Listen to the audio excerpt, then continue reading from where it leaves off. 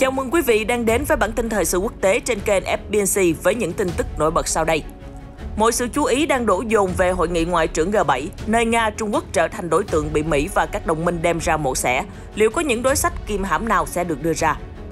Một trong những nước cờ mà Hoa Kỳ đã đưa ra là yêu cầu cơ quan tình báo trung ương chuyển trọng tâm sang đối phó Nga và Trung Quốc. Moscow lập tức nổi trận lôi đình tố Washington đạo đức giả. Trong khi đó, Trung Quốc tiếp tục tung ra muôn vàn chiêu độc khiến cho các nước choáng váng. Bắc Kinh vừa tuyên bố phát triển dòng tên lửa hạng nặng tải trọng lên đến 100 tấn. Tên lửa siêu thanh Trung Quốc cũng được cho là vượt mặt hệ thống phòng thủ tên lửa Mỹ. Hãy cùng tìm hiểu thực hư qua phân tích của chuyên gia.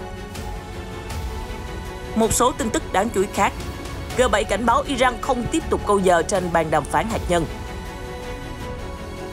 Nhật kêu gọi G7 nỗ lực phi hạt nhân hóa bán đảo Triều Tiên. Ứng viên tổng thống Pháp tuyên bố có thể nối gót Anh rời EU. Liên quan đến Covid-19, Nga có hơn 10 triệu người mắc Covid-19. Trung Quốc tăng cường tiêm chủng và nghiên cứu vaccine ngừa Omicron. Tất cả sẽ được gửi đến quý vị ngay sau đây.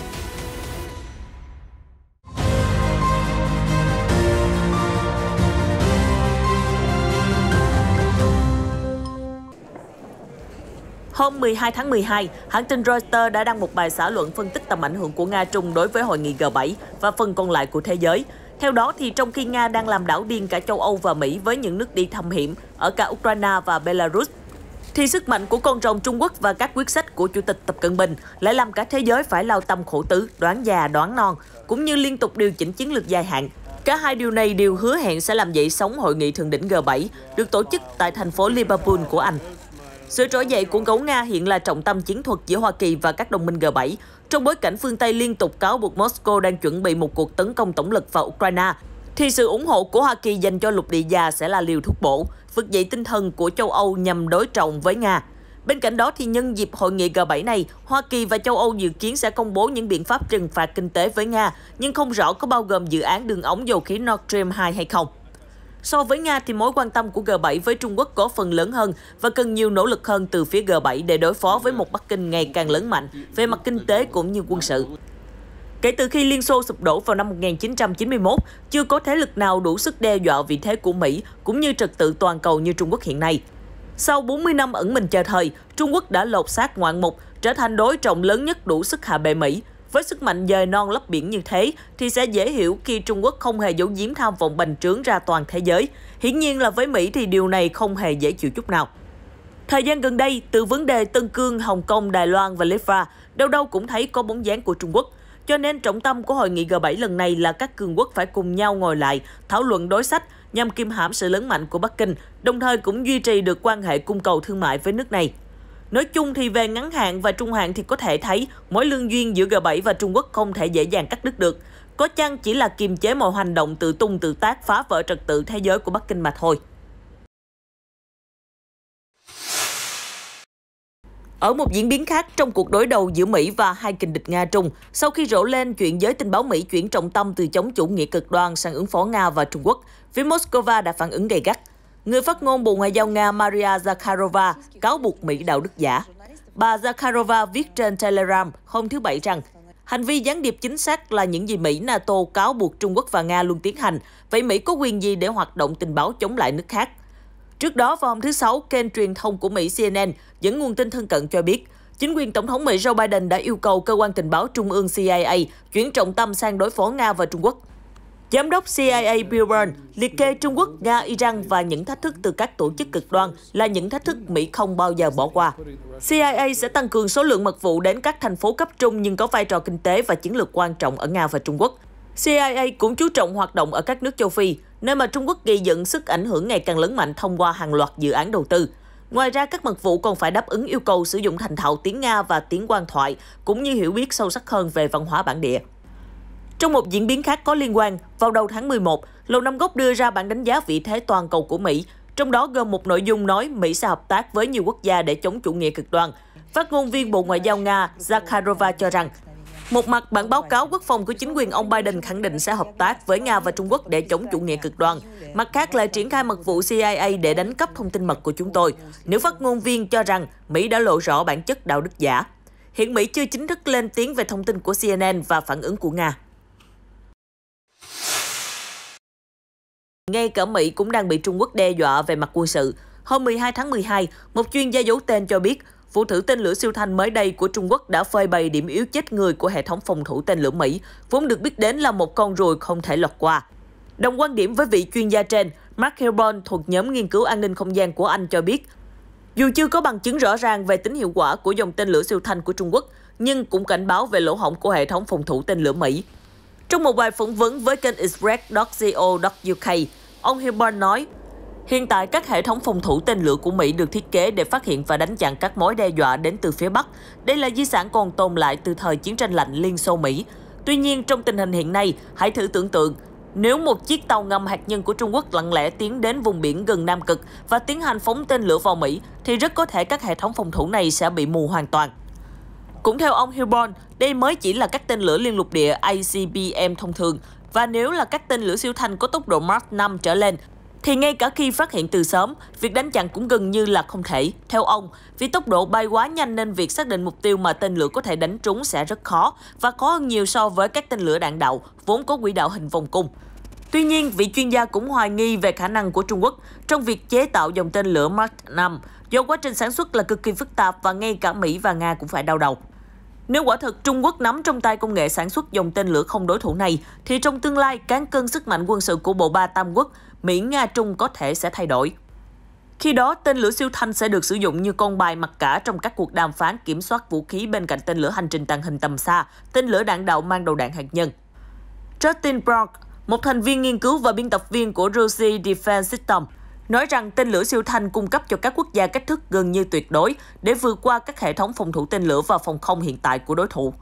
Bên cạnh Mỹ, Nga, Trung, một số quốc gia khác cũng đang đầu tư phát triển riêng cho mình hệ thống tên lửa siêu thanh, tuy nhiên chỉ nhằm phòng thủ và răn đe đối phương. Điển hình là dòng tên lửa BrahMos của Ấn Độ hay dòng tên lửa chống hạm siêu thanh có tầm bắn 300 km được phát triển bởi Anh và Pháp.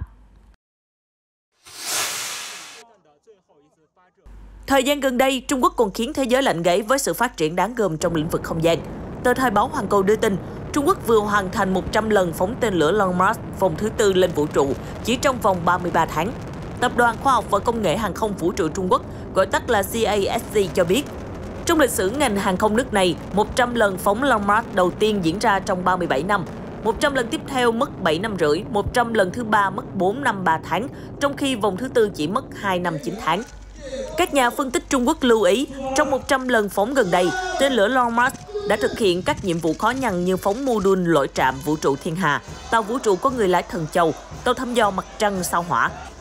Các nhà phát triển CASC đã ca ngợi ngành hàng không vũ trụ Trung Quốc đã bước sang trang mới, chuyển từ thay đổi định lượng sang thay đổi chất lượng. Đây là một cột mốc quan trọng để Trung Quốc dần trở thành một cường quốc về không gian, sánh ngang với Mỹ và Nga.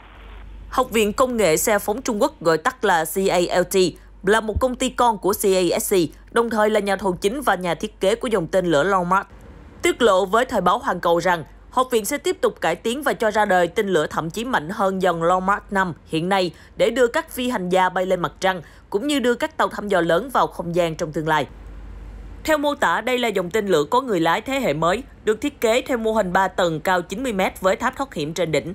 Nó có trọng lượng khoảng 2.000 tấn và có khả năng đưa vật nặng 25 tấn lên quỹ đạo quá cảnh mặt trăng hoặc trọng tải 70 tấn lên quỹ đạo trái đất. CALT cũng cho biết đang phát triển dòng tên lửa hạng nặng tải trọng lên tới 100 tấn và dự kiến sẽ thực hiện chuyến bay đầu tiên vào năm 2028. Họ tiết lộ nó có khả năng đưa vật nặng tải trọng tối đa lên tới 140 tấn lên quỹ đạo gần trái đất, hoặc 50 tấn lên quỹ đạo quá cảnh mặt trăng, hoặc 44 tấn lên quỹ đạo quá cảnh sao Hỏa. Chuyên gia quân sự Tống Trung Bình nhận định, Trung Quốc cần giữ vững đà phát triển ngành công nghiệp vũ trụ như hiện tại, tránh bị rơi vào kế hiểm của Mỹ. Ông Tống nói rằng, Washington không những không hợp tác với Bắc Kinh trong lĩnh vực này, mà còn gieo rắc tiếng xấu cho Trung Quốc. Được biết, Mỹ đã cho rằng vào năm 2030, Trung Quốc có thể vượt mặt Mỹ và có thể sẽ đe dọa an ninh nước này và toàn cầu từ mặt trận không gian. Trước nhận định này, thì ông Tống nói lực lượng không gian Hoa Kỳ và NASA đã đánh giá quá cao và thổi phồng về mối đe dọa từ Trung Quốc để phục vụ mục đích củng cố sự thống trị của họ trong không gian. Vị chuyên gia cảnh báo, Trung Quốc cần phải kiên định theo đuổi kế hoạch và không rơi vào bẫy chạy đua vũ trang vì Mỹ đã theo đuổi quân sự hóa không gian từ lâu.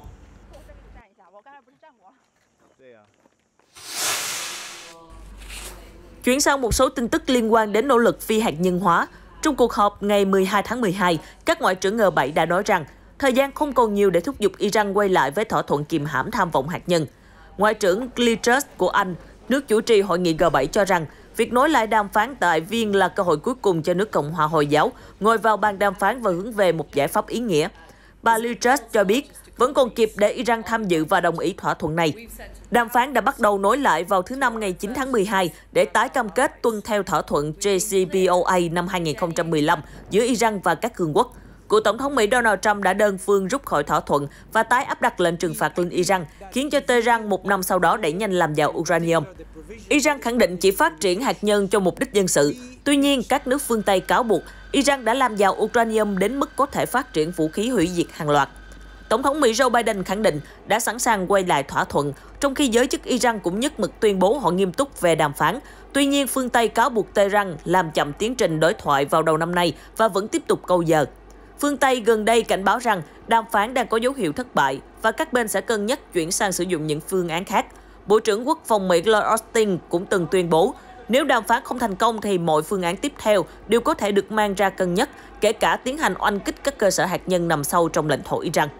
Mặt khác, những phát ngôn mới đây của Ngoại trưởng Anh Liz Truss không chỉ cho thấy sự nóng lòng của phương Tây, mà còn là dấu hiệu đầu tiên hé lộ các bên đặt mục tiêu cuối cùng là quay lại thỏa thuận ban đầu năm 2015.